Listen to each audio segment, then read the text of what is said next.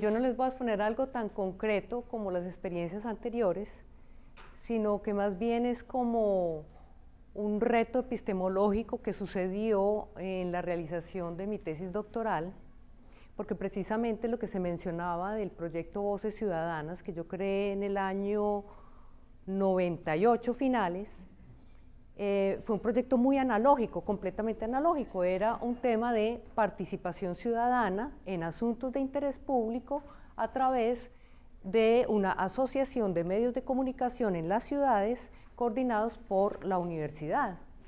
Entonces logramos hacer muchos debates públicos sobre estos temas, construimos lo que llamamos agendas ciudadanas, que poníamos en contacto con los líderes locales, particularmente los alcaldes, y entonces fue un proyecto supremamente exitoso, pero completamente analógico.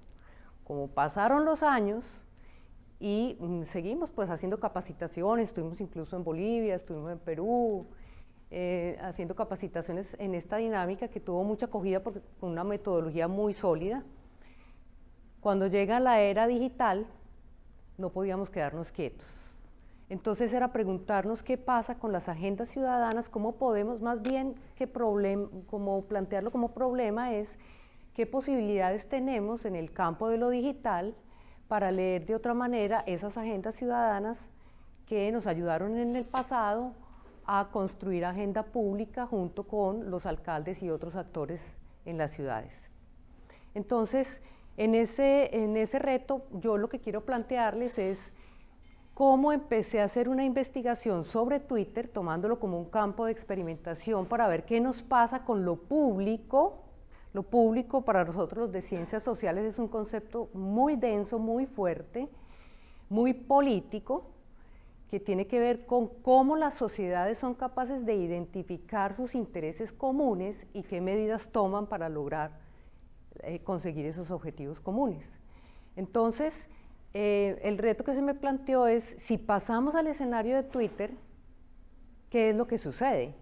Porque lo que tenemos, digamos, socialmente hablando, es una enorme crítica a estas plataformas, un desdén por lo que allí sucede, no reconocer que puede circular conocimiento en estas plataformas, y eso me empezó a mí a molestar porque justamente cuando yo hacía el Voces Ciudadanas, analógico, lo que veía era que estábamos intentando darle al ciudadano la palabra pública, pero de todas maneras teníamos el filtro de los medios de comunicación porque teníamos que trabajar con los medios masivos de comunicación.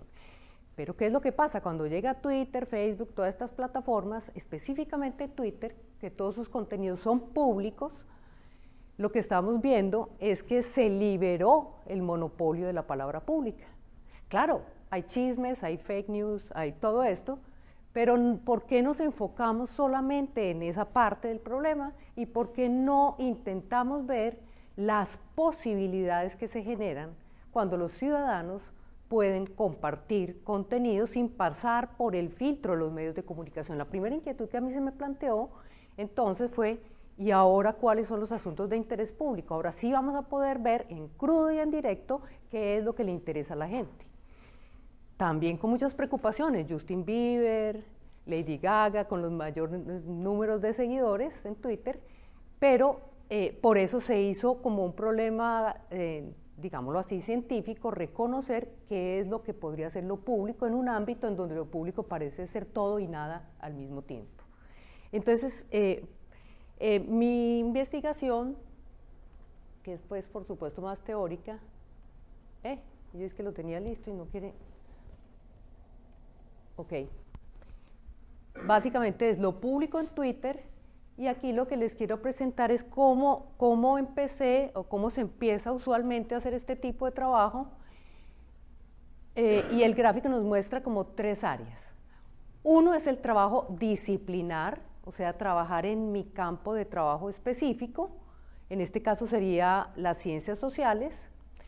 Un paso siguiente que estamos, yo con esto aquí en la mano, un paso siguiente que estamos, digamos, empeñados muchos en hacerlo, que es la interdisciplina, cómo tomar un objeto que no se deja tratar solo desde un área de conocimiento, tratarlo interdisciplinariamente, para pasar finalmente a otra cosa diferente a la interdisciplina, que sería la integración del conocimiento que conocemos como la síntesis del conocimiento. Les cuento que eso me pasó a mí haciendo la investigación. Yo empecé a sentir como incómodo. Empecé a trabajarlo desde la disciplina, desde las ciencias sociales, y por lo tanto lo que decimos, cuando trabajamos con la disciplina, convertimos la investigación o construimos las investigaciones como objetos de estudio. Y el objeto de estudio está precisamente delimitado dentro de las posibilidades que nos da la teoría de ese campo.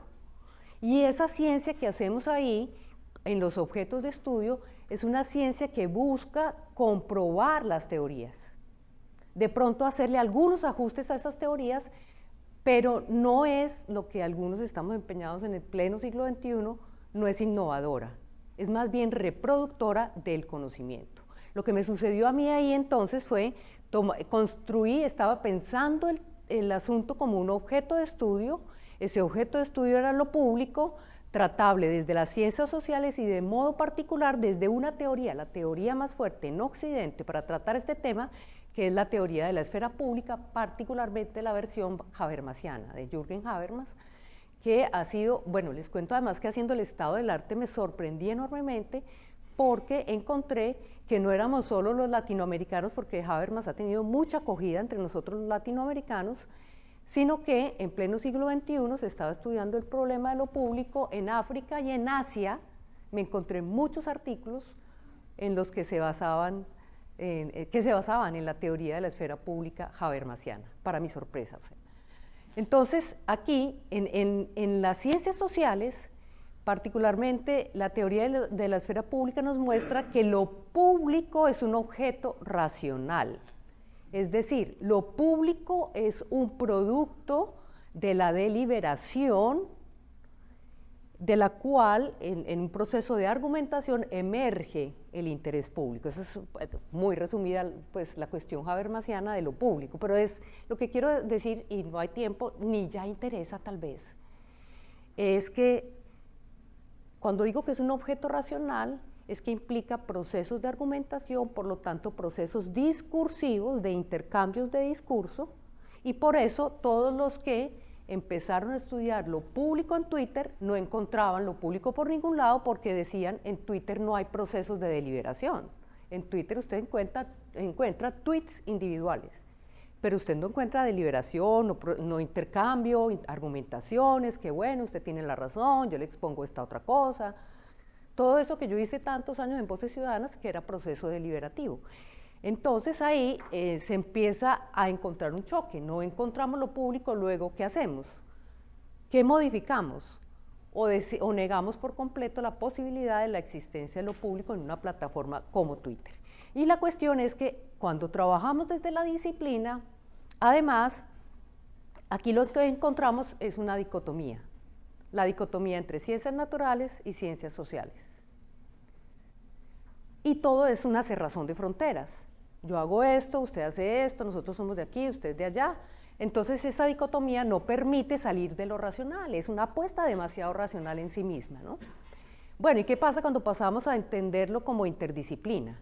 Ya la interdisciplina no trabaja con objetos de estudio, sino con áreas, con campos. Y entonces, ¿qué me encuentro ahí en la investigación? Yo dije, ahora sí lo tengo, ya, por ahí va a ser la cuestión. Pero me encontré otra vez, ya no tanto la dicotomía, me voy a saltar de una vez hasta acá, sino cómo se entiende la complementariedad de las ciencias. Entonces las ciencias naturales vienen a complementar a las ciencias sociales o al revés, pero siguen cada uno, como decimos en Colombia, juntos pero no revueltos. Estamos haciendo cositas juntos, pero cada uno sabe muy bien cuál es su identidad y cuáles son sus métodos y cuáles son sus objetivos de trabajo. Me encuentro, por ejemplo, para el caso de Twitter, haciendo el gran estado del arte, que están también deslindados los datos de las explicaciones. Hay una especie de asignación de tareas, los informáticos o los computacionales trabajan los datos y nos buscan a los sociales para darles explicaciones e interpretaciones. Yo misma en mi trabajo, proceso de mi trabajo doctoral, me metí de alumna en un curso de minería de datos en ingeniería y pues más o menos manejaba el software, aprendí eso, pero un compañero que también iba conmigo, los dos comunicadores, al final sacamos la mejor nota del curso porque el software era relativamente fácil de manejar, pero a los ingenieros les faltaba interpretación. Y así hemos sido formados, esa es la ciencia, el sistema universitario del siglo XVIII. Y no ha cambiado. Y no ha cambiado porque hemos tenido muchas dificultades, muchas incomprensiones al tratar de ver las cosas de otra manera. Bueno, sí, tal vez es peor todavía. Entonces, lo que vi fue que se trataba de formas, yo no quería esto, yo no quería decir como dicen, ay, los ingenieros me hicieron unos gráficos tan hermosos, porque nosotros no sabemos hacerlos. Pero ahora la computación es cada vez más manual, cada vez más nosotros podríamos hacerlo. No me gusta esa fragmentación del trabajo y tampoco, y tenemos un gran debate en las ciencias sociales, lo que llamamos los métodos mixtos, porque las ciencias sociales se habían admitido solo como ciencias cualitativas y entonces dijeron, bueno, para abrir un poco el campo de las ciencias sociales requerimos más bien el trabajo con métodos mixtos o lo que llamamos metodologías cuantitativas. Meterle números, hacer estadísticas en los trabajos cualitativos. Por eso digo, ahí todavía estamos en la etapa de la complementariedad. Carlos Maldonado, complejólogo pues, colombiano, que fue el director de mi trabajo de tesis doctoral, plantea justamente que la disciplina está en el pasado, o sea, hablando de tiempos, es ciencia del pasado, la interdisciplina está en el presente, pero está a un pelito de devolverse al pasado, y la síntesis y la complejidad son las ciencias que miran al futuro. Ahí está la innovación. Entonces, desde la síntesis, la cuestión más importante, la síntesis del conocimiento, es cómo construir el problema de investigación, porque aquí ya está el objeto hecho, ya no es sino intentar aplicar unos métodos y unas teorías. Aquí es abrir un poquitico a la complementariedad de los métodos, pero aquí se trata de cómo construimos el problema, qué consideramos como un problema de investigación.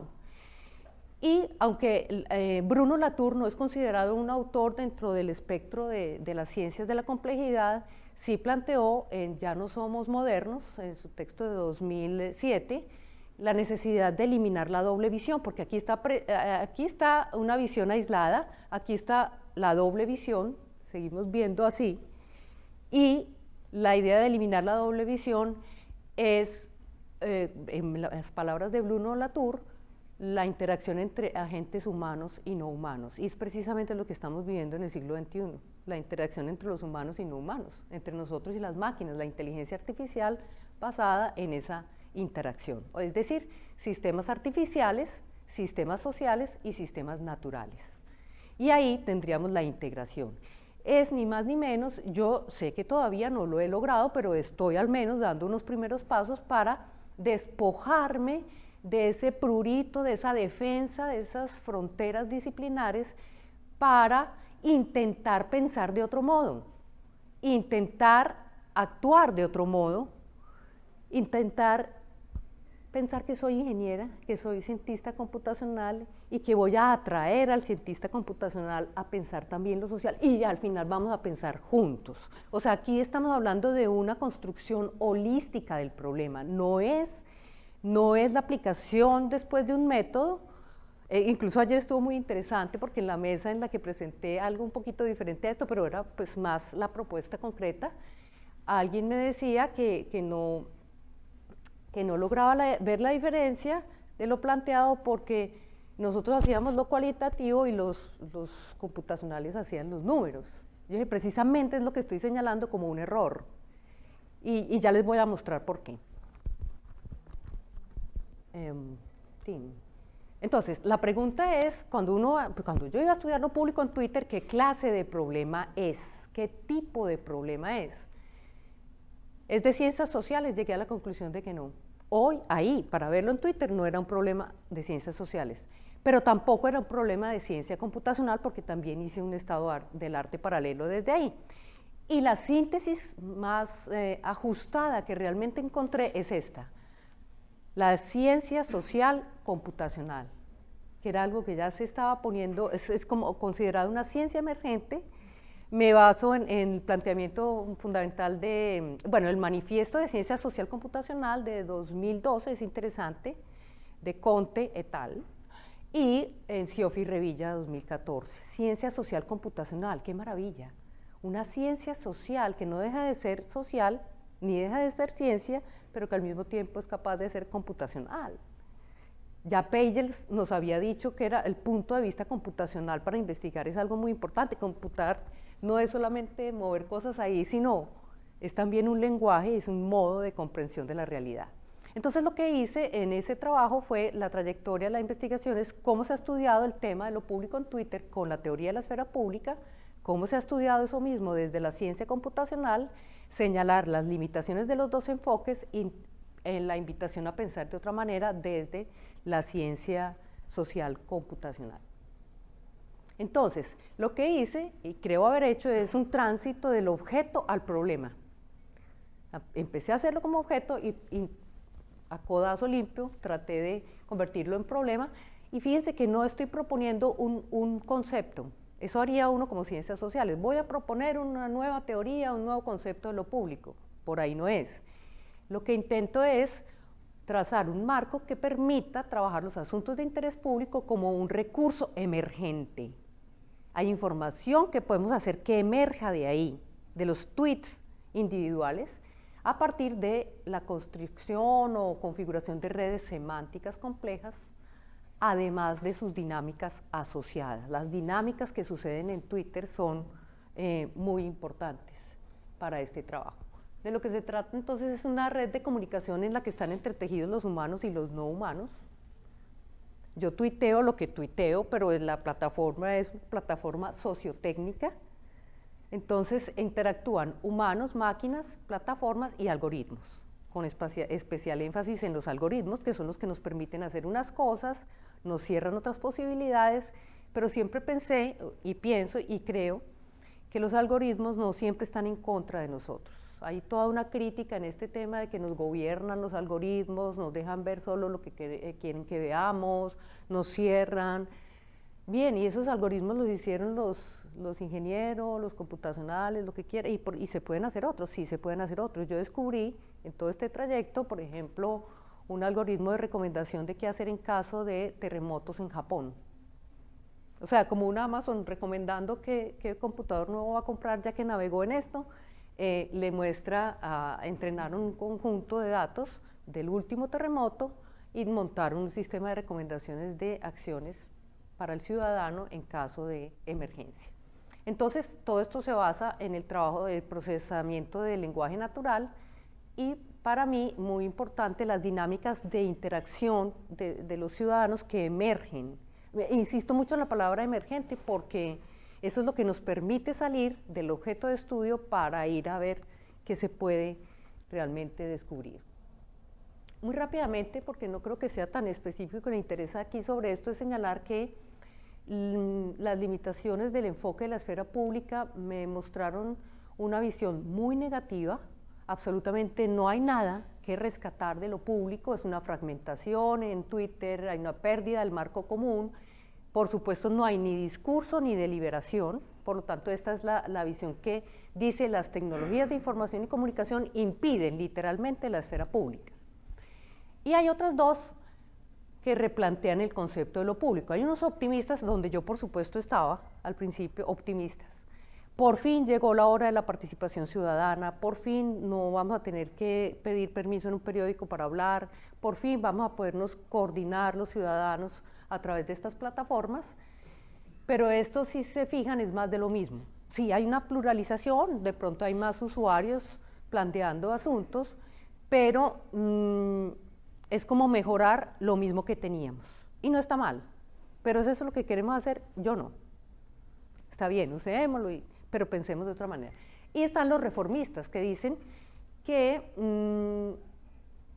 sí están pasando cosas muy nuevas, pero entonces la teoría de la esfera pública se queda corta, por lo tanto hay que hacer un movimiento teórico y hacer algunos ajustes a la teoría. Entonces yo dije, no, concluyendo de todo esto, digo, el punto crítico es que lo que impide ver algo nuevo, algunas posibilidades nuevas en Twitter, es la esfera pública como modelo de explicación, como modelo de investigación y de búsqueda. Por lo tanto, el punto crítico es el cierre a nuevas posibilidades, a nuevas formas de lo público, nuevas formas, o sea, plantear un poco la ruptura epistemológica. Y por el lado de la ciencia computacional encuentro algo con lo que se está trabajando, y yo sé que parecería que es lo mismo. Se está trabajando muchos datos, se están haciendo muchas investigaciones, pero lo que veo es esto: hay mucha posibilidad de identificar temas. Ayer me decía otro colega de Chile, bueno, colombiano que está en Chile, me decía, sí, en Chile están trabajando en el Centro de Ciencias Sociales Complejas el tema de los tópicos, se trabajan los tópicos. Claro, es verdad, yo admito que cuando hay una agenda tan abierta, hay un problema de conocimiento, hay que tratar de identificar cuáles son los temas que están circulando en Twitter, y está bien que se haga esa identificación. Pero ya les voy a explicar por qué me parece que se queda corto frente al tema de lo público. También hay otra cosa muy interesante que se está haciendo ya, que es la identificación de dinámicas colectivas. Por ejemplo, un gran trabajo de Javier Toret, 2013, Tecnopolítica, a propósito de las protestas de los indignados en España. Luego hubo trabajos muy interesantes aquí en Estados Unidos sobre Occupy Wall Street. Muy interesantes, ya fueron hechos con el enfoque de la complejidad y nos mostraron cómo los ciudadanos no solamente se coordinaban para salir a protestar en las calles, sino que en el caso de los indignados en España hubo una construcción de discurso. El discurso del movimiento se construyó gracias a los intercambios en Twitter, y ellos tejieron unas redes semánticas investigativamente. ¿Y quiénes investigaron? Sociólogos, lingüistas, físicos y matemáticos. Era el equipo de investigación de Javier Toret. Entonces, ellos encontraron que había algo mucho más, o sea, que Twitter no es simplemente una herramienta de comunicación, sino que están pasando cosas ahí muy importantes, y que también admite la construcción de discurso. Entonces, hay un fuerte trabajo en protestas, sensores sociales. Este que les digo de Japón es cuando el ciudadano ha tuiteado dónde estoy por emergencia y tal, y de ahí se puede sacar un conjunto de entrenamiento. Y las cuestiones de movimiento en la ciudad, cómo nos movemos, patrones de movimiento. Esas son las dinámicas de fuente exógena, y las dinámicas de fuente endógena son muy importantes para mi trabajo, porque hay nuevas formas de atención colectiva, ya no es la centralidad de los medios de comunicación. La visibilidad entonces cambió por completo, estamos hablando hoy de una visibilidad algorítmica. Lo que se ve ahora en público en estas plataformas no es de la misma manera en que se ve en el mundo analógico. El tema de la propagación de opiniones, la rapidez con que se propagan, las maneras en que se propagan, y la emergencia de unas nuevas figuras como los superdifusores. Todo esto en el fondo replantea toda la teoría de la opinión pública racional y racionalista.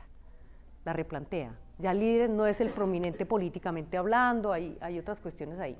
Y también hay otras formas de trabajos ya hechos desde la ciencia computacional en torno al tema de lo político y la opinión pública, y aquí es donde yo me sentí un poquito más segura de avanzar un pasito más allá, porque me encontré un primer atisbo de que es posible hablar de opinión pública sin deliberación, porque eso era un pecado, hablar de opinión pública sin deliberación, eso no es opinión pública. Pero eso sí, no habían tenido ningún problema en decir que los sondeos de opinión eran opinión pública, aunque no tuvieran deliberación. Un sondeo de opinión pública es sí, no sabe, no responde. No había deliberación, y por mucho tiempo se ha considerado también una fuente de opinión pública.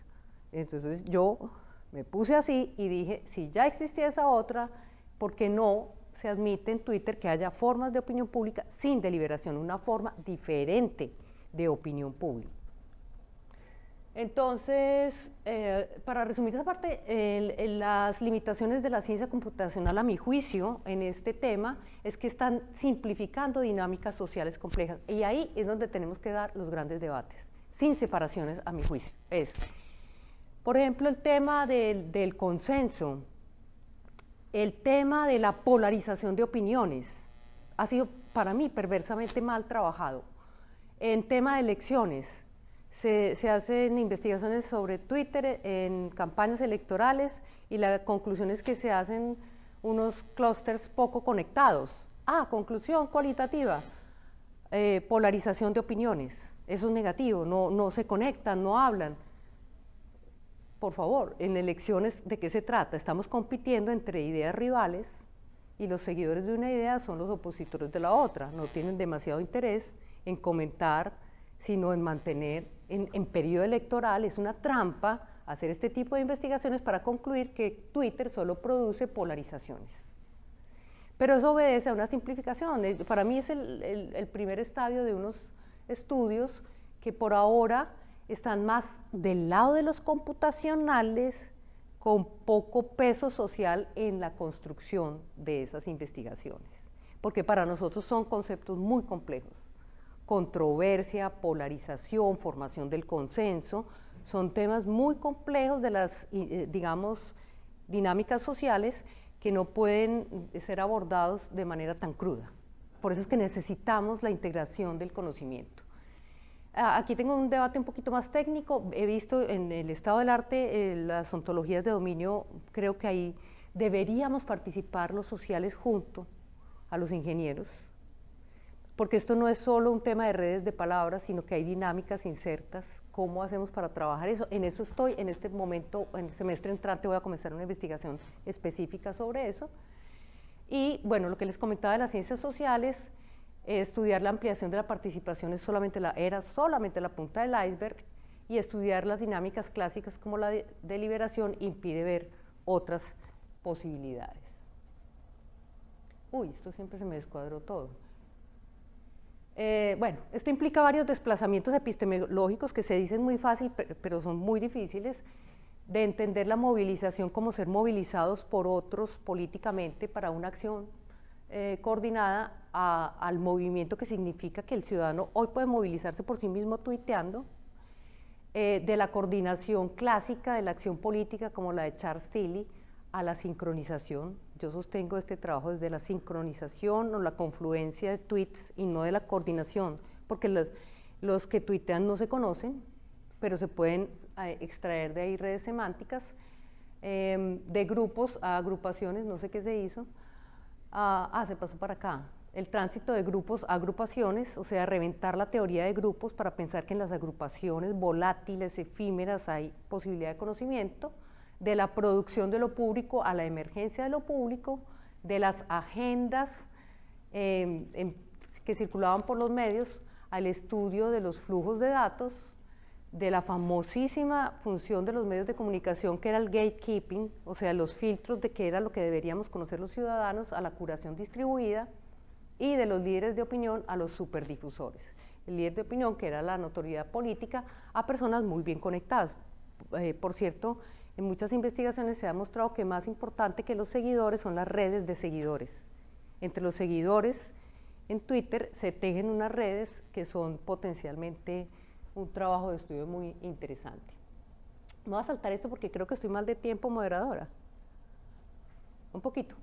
Bueno, la verdad es que aquí solo de pasadita, es clásico en el estudio de los temas de lo público desde los griegos hasta hoy, en diferentes autores, 3 dimensiones de lo público. La dimensión de lo colectivo, como los asuntos de interés común; la dimensión de lo visible, solo los asuntos de interés común deben hacerse visibles, lo demás debe mantenerse en la opacidad; y tercero, de lo abierto. Todos los asuntos de interés público deben permitirnos el acceso a todos los ciudadanos para su discusión, para ver de dónde surgieron las decisiones. Y yo lo que propongo en este modelo es que pasemos de lo colectivo a lo conectivo, y suena juego de palabras, pero no lo es que hoy lo colectivo se define en lo conectivo, es lo que estoy sugiriendo, en la situación de conectividad es donde emerge lo colectivo, por eso lo denomino lo conectivo. Obviamente de la visibilidad normal, mediática tradicional, pasamos a la visibilidad algorítmica. Es una lógica conectiva la que nos da la visibilidad, y lo abierto sí lo planteo más como desde la ética hacker. Para que todas estas cosas puedan suceder, necesitamos mantener la neutralidad de la web, necesitamos mantener la condición de libertad para hacer uso de la palabra pública. Entonces, lo que yo veo de la ciencia social computacional es que nos permite la posibilidad de construir la investigación sin jerarquías entre estos 3 elementos: datos, experimentación y teorías, están al mismo nivel y circulan permanentemente. No es que los datos están por un lado, las teorías por otro, vienen después a explicar, sino que hacemos un conjunto, concebimos holísticamente la investigación a partir de esos tres elementos. Y entonces lo que propuse finalmente, y como conclusión, propuse que Twitter es un sistema complejo y que para tratar el tema de lo público en Twitter también hay que diseñar un sistema complejo en tres niveles. El micro, en donde tengo un detalle pues, de lo que son, con el concurso de la lingüística, la posibilidad de extraer automáticamente tweets con contenidos de enunciaciones públicas, que serían emergentes efímeros, o sea, están en condición de contenidos individuales temporalmente hasta que pasamos a una transición de fase, y es el modelo de conexión, cómo conectar los tweets, en donde tenemos que trabajar juntos para configurar redes semánticas de enunciaciones públicas. Y ahí está la transición de fase, deja de ser un tweet individual y se asocia a un campo semántico que es el nivel macro. El nivel macro lo tengo concebido como unos campos semánticos más estables, pero susceptibles de iteraciones, porque fíjense que estamos hablando de asuntos de interés público y el sistema tiene que mantenerse abierto. Todo esto tengo que ver si funciona, me dicen que sí. Estuve haciendo mi pasantía en el Centro de Ciencia Computacional aquí en la Universidad de Miami con un profesor japonés, y también estoy trabajando ahora. Yo me cambié de grupo de investigación, me salí del grupo de investigación en el que estaba en Ciencias Sociales y me pasé a uno de Ingenierías, me infiltré y ahí estoy ya trabajando en un proyecto específico de congestión vehicular para buscar poner en juego concretamente este sistema, crear el algoritmo para la extracción automática de tweets sobre soluciones a la congestión vehicular, siguiendo como en la onda del trabajo de Voces Ciudadanas, que siempre fue el tema de soluciones que dan los ciudadanos a los problemas de interés público. Quiero buscar lo mismo, entonces aquí en este caso soluciones a la congestión vehicular a partir de tweets en inglés y en español. Y el resultado de la investigación va a ser la posibilidad real de crear el algoritmo, y luego vamos en grande. Este es un caso, vamos a trabajar ahí inductivamente, es caso de congestión vehicular, vamos a tomar otros casos para concretar un modelo más general para extracción automática de tweets que estén siempre disponibles ahí como a la manera de las agendas ciudadanas que trabajábamos en el pasado. Muchas gracias.